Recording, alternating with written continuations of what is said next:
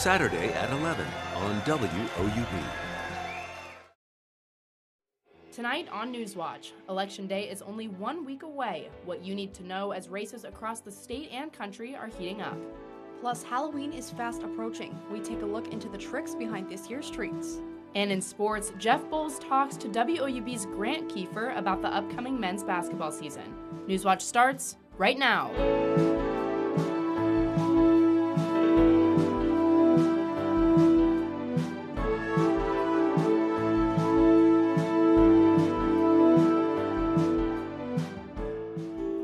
Good evening, I'm Ashley Fry. And I'm Lucy Schaefer. Welcome to Newswatch. It felt a little warmer outside than it has in the past week. We're going to welcome in Newswatch forecaster Emily Dietz to tell us more about what to expect. Lucy, you are exactly right. It has definitely been a warmer day today, and even right now we're seeing clear skies and our temperature is about 77 degrees, so definitely on the warmer side. We hit a high of about 81 degrees in the area, so definitely unseasonably warm for it being almost November, and we're coming up on Halloween week, just like you said. So while it looks that way outside, it certainly doesn't feel like it, and part of that is due to that developing warm front that we have passing through the area that's pulling up a lot of this warm air up from the Gulf that's just really sitting in the area, and we really saw the effect of that last night. And over the past 24 hours, our temperatures really didn't sink that low, which is really quite different from what we saw a couple weeks ago, where we saw frost advisories and freeze warnings across the state. And last night, again, we only saw a low of about 44 degrees in the area, but again, today our high was in the 80s. Now tonight will be no different from last night. It'll in fact be a little bit warmer. We're going to see that low of 53 degrees, and those mostly clear skies ahead. Now be sure to stay tuned for my full forecast. So we're going to digest what we're going to expect this Thursday, Halloween. Thanks, Emily. We are just 1 week away from Election Day, and the candidates running for Ohio House District 94 are making their last pitches to voters. Newswatch reporter Allison Patton spoke with the Republican running to fill the seat. Allison, what can you tell us about the candidate? Yeah, guys, Kevin Ritter is running for an Ohio House seat against Democratic candidate Wenda Sheard. While both candidates wait and see what the voters decide, here's a quick bio on Ritter. Before he was elected to his current position as Washington County Commissioner, Kevin Ritter was a teacher. And I taught history and government, American history and government. So for years, I've had students asking me, Mr. Ritter, if you believe in this stuff, when are you going to do it yourself? He taught as an adjunct professor at 4 colleges and even started his own school. He says he can apply skills from the classroom to the State House. To be empathetic, to be understanding, to try to see things from other people's point of view, I think that's going to be a real asset. Now he says he's ready to represent Washington, Meigs, and the majority of Athens County at the Ohio House. Ritter and the Democratic candidate are running for Jay Edwards' seat. Ritter says Edwards set high standards, but the 94th district has changed. He set an awful high bar. I'm going to try to set my own bar, and that begins with the district itself. He wants to free up the oil and gas industry in southeast Ohio and adjust the way revenue is collected from injection sites. When it comes to being in office, Ritter is relying on his experience as a county commissioner. As a county commissioner, you gain invaluable experience in developing a budget, dealing with staff, dealing with personnel issues, being the face of the local government. Ritter says he's excited to see what the voters decide Tuesday. Ritter says his Democratic candidate is a good person to run against, especially when he's heard of worse rivalries. Reporting for Newswatch, I'm Allison Patton, live in studio. Thanks, Allison. On the other side of the District 94 race, Democrats hope to gain the seat for the first time in 10 years as Edwards leaves office. I feel compelled to offer myself up to serve the public. Giving back to the community, that's something Wenda Sheard says has always been important to her. We can do better for the people in our district, and I want to do the best I can. Sheard moved to Athens in 1979 after graduating from law school at Cleveland State University. She spent 12 years teaching business law at Ohio University and has also taught students in the United Kingdom and China. She says these experiences have helped her understand what it is people need. I learned that people all over the world want the same things. They want their family provided for. They want food, clothing, shelter, health care. And that's what I hope to improve for the citizens of our district. Sheard has many initiatives in her campaign, including improving educational opportunities. The Ohio Constitution requires a thorough and efficient system of common schools, our public schools. We have yet to have that materialize. She also wants to lower fees on high electric bills, lower property taxes to benefit homeowners, and fix cell phone dead zones. She says without universal cell service, people in the district are still lacking the resources to truly succeed. But among all of her focuses, Sheard says the citizens of District 94 stay at the center. I will not forget, we have hungry children. We have families without adequate health care. We have a shortage of affordable housing. We have lack of adequate internet service. I will not forget those things. Sheard says spending time in a domestic relations court helped her see the problems faced by those in Southeast Ohio, the problems she's hoping to fix. WOUB is your election source in Southeast Ohio. Get the latest on key races right here on WOUB and online at woub.org. On election night, join us at 11:30 p.m. for a special report as we cover results live as they come in. Vice President Kamala Harris and former President Donald Trump are trying to reach as many voters as possible 1 week from Election Day. Harris is delivering the final major address of her campaign this evening at Ellipse, a park just outside the South Lawn of the White House, where Trump rallied his supporters ahead of the January 6, 2021 Capitol riot. Trump also delivered preliminary remarks from Mar-a-Lago this afternoon.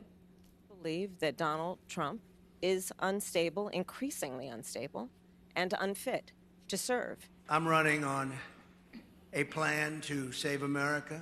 We're going to save America. We have no choice. It's the greatest there is. We love it, and we're going to save it. We have no choice.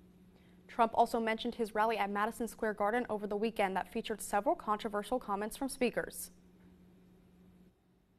All schools in the South Point Local School District are closed until next Wednesday.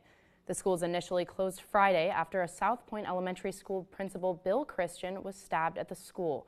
49-year-old Joshua Collins is accused of stabbing the principal and is charged with felonious assault.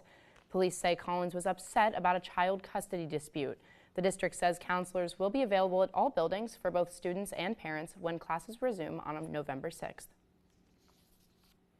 A judge has dismissed one of 3 lawsuits filed by Athens High School football players challenging their suspensions from the team. Athens County Judge George McCarthy wrote in his decision that school disciplinary actions involving extracurricular activities cannot be challenged in court. 2 of the 3 players were suspended for drug use, and the third over crimes he admitted to in juvenile court. The students in all 3 cases argued their suspensions jeopardized their ability to get college athletic scholarships and to profit off their name, image, and likeness once they got to college. Decisions in the 2 other Athens cases have not been determined. Athens City Council is set to consider a new agreement with the Outdoor Recreation Council of Appalachia. The organization recently changed its membership fee structure, making it cheaper for members. Under the new structure, payment size is determined by the size of the municipality. This means Athens would now have to pay under $25,000. That is a major reduction from the $90,000 the city used to pay. Despite the decrease in payments, Mayor Steve Patterson says Orca will be good financially. He says the move will help the Orca grow. Slowly growing, and so that's what's going to continue to lend itself to growing capacity for the Orca staff. It's pretty nimble, but it does need more capacity moving forward. An ordinance renewing the city's agreement with Orca is expected to come before the council next week.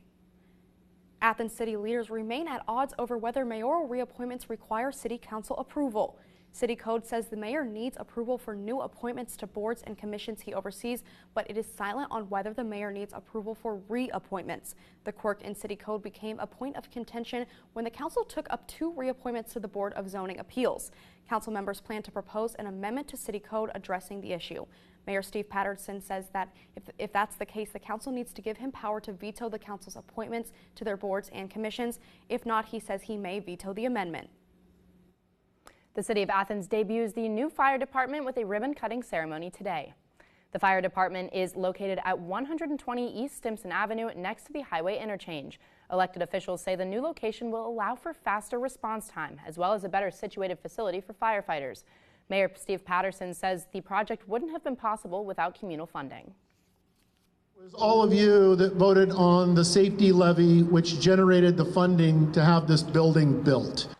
Mayor Patterson says the city's relationship with Ohio University played a huge role for selling the land to the city where the fire station stands.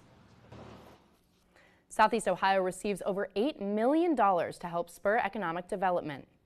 The money will be divided between 8 different projects across the region. They support workforce and economic development for communities impacted by the downturn of the coal industry. The funding comes from Power Initiative, a program that helps address coal-related job loss in the Appalachian region. Coming up, Halloween is approaching. What you need to know about this year's trick-or-treat candy. And what you need to know about the rules regarding travel refunds. Temperatures have been on the rise, but we're going to tell you what you need to know for this spooky Thursday. Stay tuned to Newswatch. There are a lot of really good teams. These programs are incredible. We're practicing every day. No human being can be perfect, but we seek as close to perfection as possible. Slay the day away.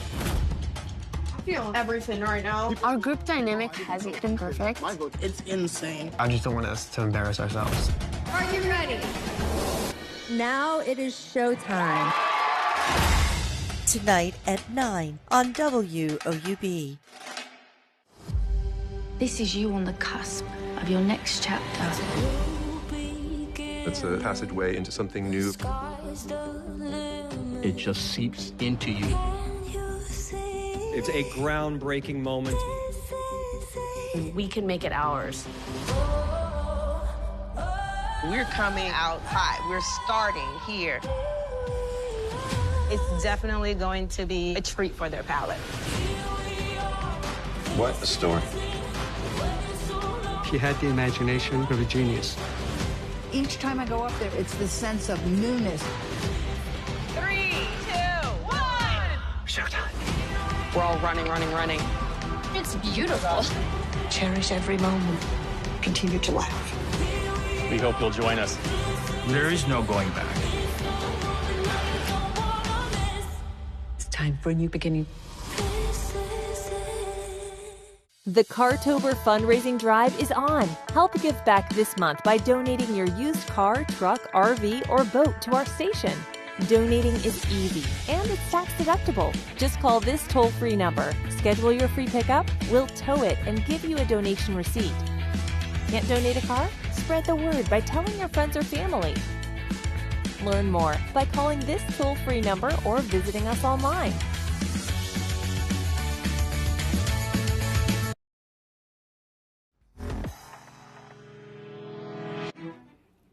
Good evening. Even though it hasn't been feeling like fall outside, it certainly looks like it. Our fall foliage across the state of Ohio and in our neighboring states, it's at its peak right now, with even some areas where we see these darker colors. That's where we're a little past our peak, but for the most part, if you go outside, you're going to see some of these beautiful fall colors that I know a lot of us absolutely love, and it's what really makes fall fall. But again, it really doesn't feel like fall outside. Right now, it's about 77 degrees, and we have some really nice clear skies. So if you want to take a look at that fall foliage, I highly encourage a walk out this evening because our humidity is also on the lower side. It's not as dry as it has been the past couple of days. Now, the main reason that we're seeing a lot of this warm air is due to this warm front that's attached to this low pressure system. Now, typically when we see a warm front, we see winds coming up from the southwest area, and that's pulling in a lot of this warm air that we see from the Gulf area and a little bit of that moisture. Now, what you can't really see behind this low pressure system is that we're going to have a cold front develop over the next upcoming days, but right now that's a little underdeveloped, which is why we don't really see it on this map. But that's actually going to lead to some rainy weather and a little bit of wind as well. And so right now, taking a look at our temperature map, we can really see where that warm air is really pushing up from the south and where we're going to be seeing that cold frontal boundary.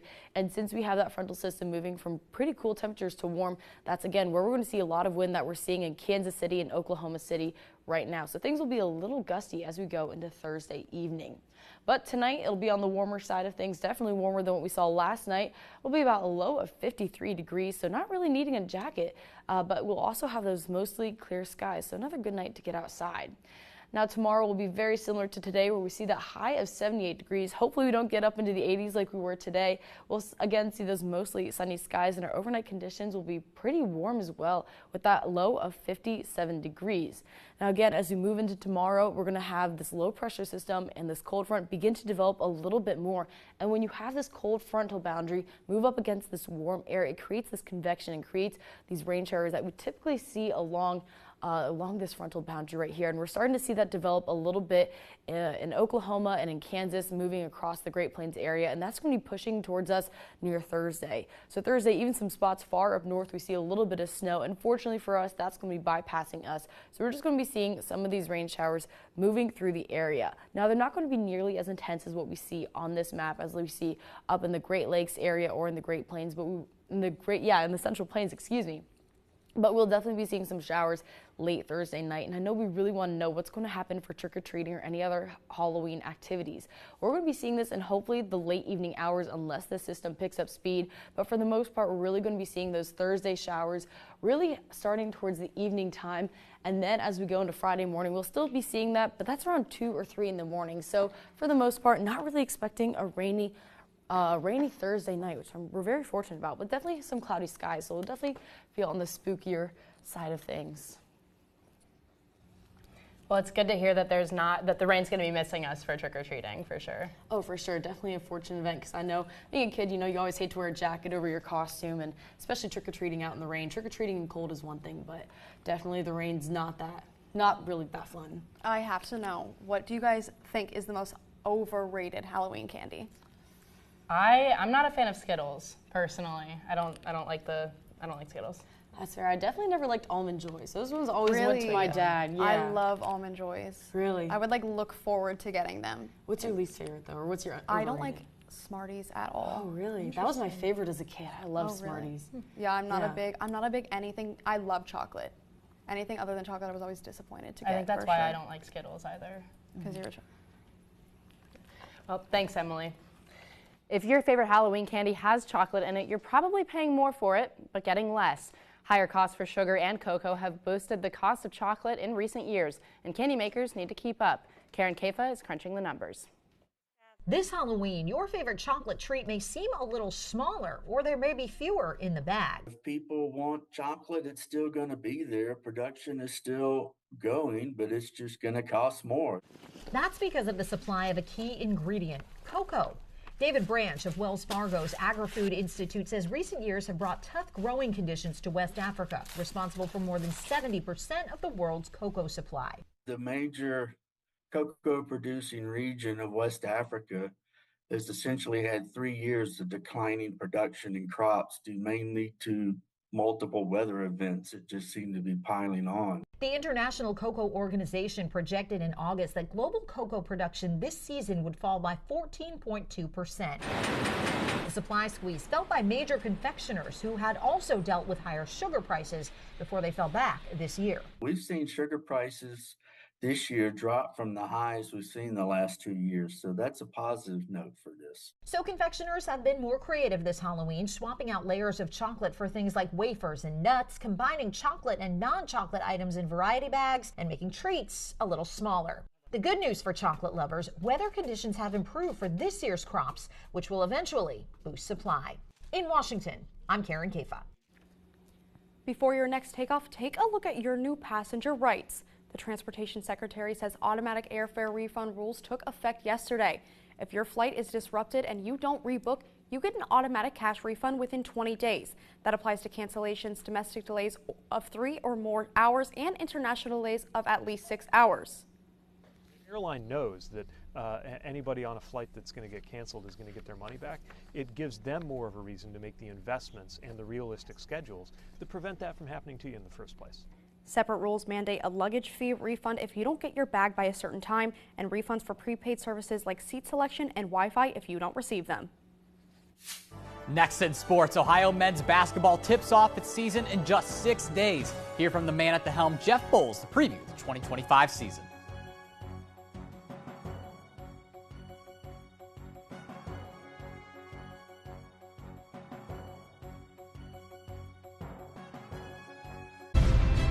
It's such a magical place. The abundance of life, absolutely extraordinary. And then it hit me. The world has to see this. Transylvania is a wonderland of natural treasure. There are many, many worlds out there that we are yet to discover. She was the target for accusations of being a vampire. Wednesday on WOUB. The next few years might be rough. There's going to be ups and downs. From the last election to the present one. I wonder about the American dream. Haven't seen anybody in my neighborhood come from rags to riches. The views and experiences of Americans. I want the values to be what the people are voting for, not the person. There's so much division and polarization. A Frontline special presentation, American Voices 2024. Tonight at 10 on WOUB.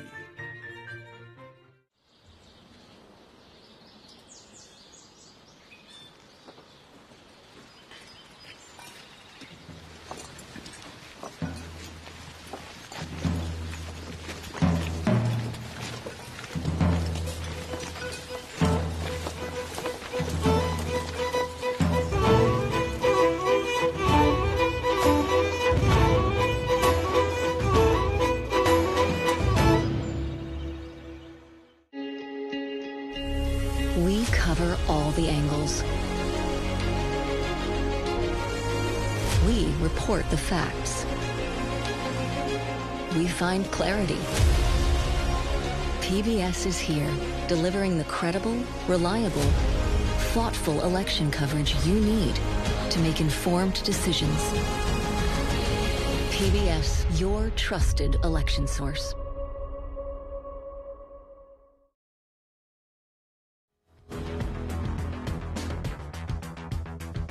We are less than a week away from college basketball tipping off on November 4th, and your Ohio Bobcats have been voted by coaches to win the Mid-American Conference. To help preview the upcoming season, we sat down with head coach Jeff Bowles to talk all things Ohio basketball. Hard to believe college basketball season starts in just 6 days. In honor of basketball season beginning, I've got Ohio men's basketball head coach Jeff Bowles here with me. Is it hard to believe that we're already 6 days away from the season starting? Yeah, like you said, it's hard to believe it's almost November. And, as a coach, you never feel like you have enough time, but everybody's in the same boat. And, we're excited. We've been practicing a long time, so it'll be exciting to play somebody else. And you guys are playing James Madison opening night, Max Sun Belt Challenge, second year of it. Do you feel like it's benefited the conference as a whole to be able to get another opponent of the same tier in terms of RPI in a different conference? Yeah, I mean, the concept is good. And, I think initially you're asking each team how good they're going to be, which nobody really knows. So, they match up that first one. The second one, they'll do by net rating. So, I think it's good for the league, good exposure, and, we're obviously playing a great, team in James Madison. The main storyline this year, just how much is returning for this team. What excites you most about just being able to have everyone back? Yeah, I mean, we lost, two really good players in Jalen Hunter and Miles Brown, two guys that, played in a lot of games, two guards that won us a lot of games. So, we have a good core group of guys back, starting with A.J. Clayton, Sharif Mitchell, and then our core junior class, A.J. Sheldon, A.J. Brown, Elmore James, Aiden Hadaway. Then we're adding two really good transfers to the piece, and then, we have four really good freshmen. So, we like the core group we have coming back, and then, the 6 new guys coming in. And one of those 4 freshmen you mentioned, not playing this year, but your son, Chase, he's on the squad this year. What has he added to the team so far? Yeah, Chase tore his ACL, so he's about a month out of rehab or surgery. I think he'll bring a great energy. It's great having him around as a dad, and as a coach. He loves the game, wants to be a coach, so I'm looking forward to the journey with him.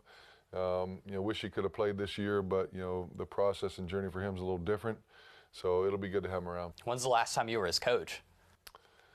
Oh, man. Growing up, I was always gone, so I couldn't really coach him. But I would step in every now and then and coach practices.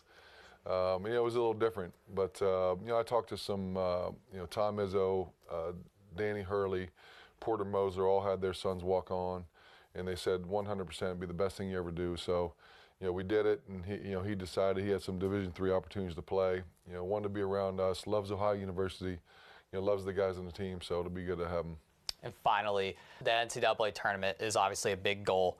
What do you think your team needs to do to get back there for the first time in 3 years? Yeah, I think for us, it's making that next step. We've been in that semifinal game a couple years, the last couple years. We were one possession shy of going to the championship game, and obviously Akron ended up going. So, for us, it's just valuing every single possession, understanding the first possession, the last possession, they all matter. And I think with the core group of guys we have coming back, it's going to be a tough non-conference heading into conference play. So I'm excited about the journey of the process of this team. 6 days away, Jeff Bowles in Ohio will take on James Madison Monday night. Coming up, just ahead of Halloween, a spooky discovery at an old Tudor house in England.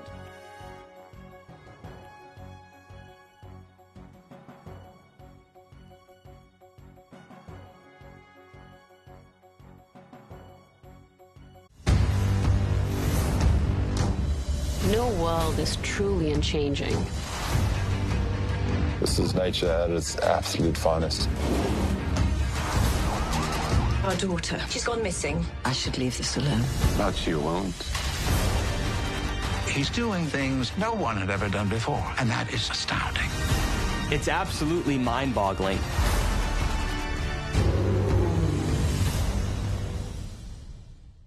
She died as a result of a broken neck. She may have been pushed. You said someone had abducted you. Who did this to you?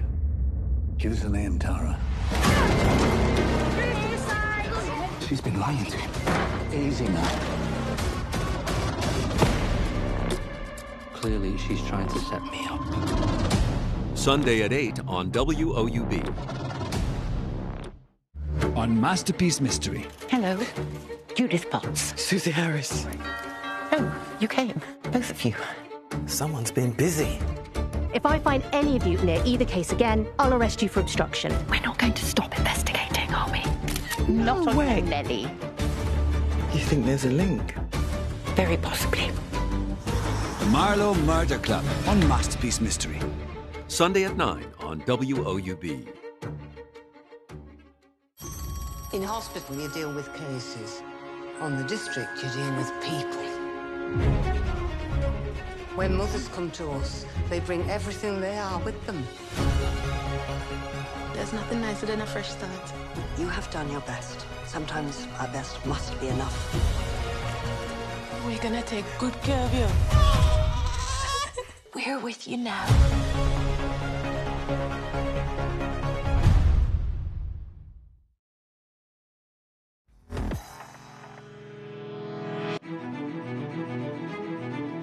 Astronaut Sunita Williams is currently orbiting Earth on the International Space Station. Williams is a practicing Hindu, and yesterday she sent a message to people gathered for a Diwali reception at the White House. Diwali is a 5-day festival that celebrates the triumph of good over evil. Problems with the spacecraft kept Williams and Butch Wilmore stranded on the ISS. They are expected to return to Earth in February. An array of carvings called witches' marks were found on the walls of a Gainsborough Old Hall in Lincolnshire. The marks dating back to 1596 are aimed to be a ritual aimed to fend off evil spirits and witches. These markings were discovered by English Heritage, a charity that looks after hundreds of historical sites. A spokesperson said the building has an interesting past. They believed a curse was put on the former owner, whose name was found written upside down. They say defacing a person's name was believed to be the way to curse that person.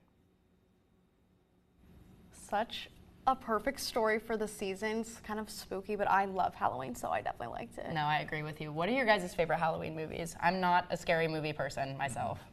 I have to say Haunted Mansion. I haven't seen the new one yet, but the one that came out in the mid-2000s, early 2000s, I watched that one as a kid, and it's just a classic. It's a good movie, good plot line, but taking a look tonight, it doesn't really feel like Halloween at all. It's about 53 for our low, mostly clear skies. So while it certainly, again, looks like Halloween outside with all those beautiful changing colors, certainly doesn't feel like it. But Thursday night, I know we're all looking for that trick-or-treat forecast, and we're not really going to be seeing some rain during prime trick-or-treat time, but later in Thursday evening into Friday, early Friday morning, that's when we're going to see these rain showers unless this system starts to speed up, which hopefully won't keep you all dry this Thursday.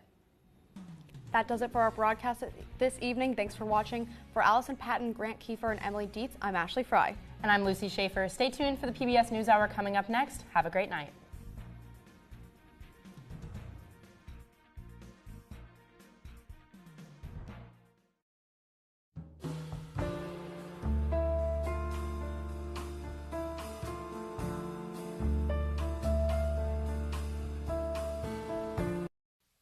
Support for a PBS NewsHour is proudly